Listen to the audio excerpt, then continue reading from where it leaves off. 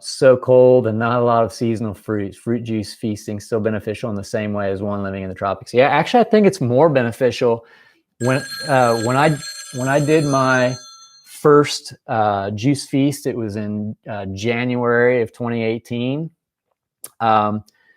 Indiana, Midwestern, not as cold as Montreal for sure, but certainly winter time and snow on the ground and cold temperatures.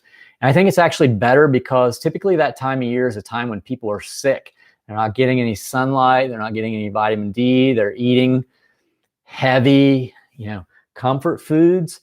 And these are the things that I think make us sick. I don't think it's catching anything or things being spread to us. I think we're just sick by virtue of what we eat and drink and how we think and how we live and our lifestyle habits. So I think it's the best time to do it in the winter.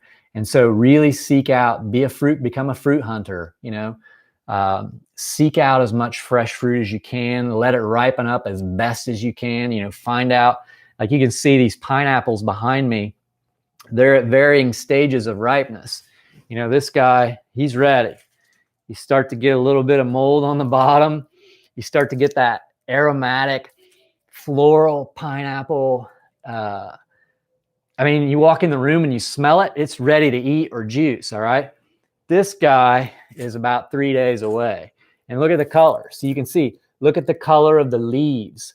Look at this, the color is starting to brown a little bit on the top. These are still pretty green and upright.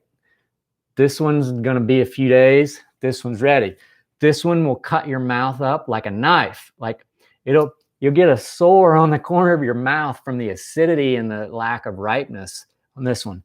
This one's going to be sweet and delicious, like guaranteed. Takes a little practice, but you can get the hang of it with practice. So I think, to answer your question, Scarlett, wintertime is the best time. So dig in.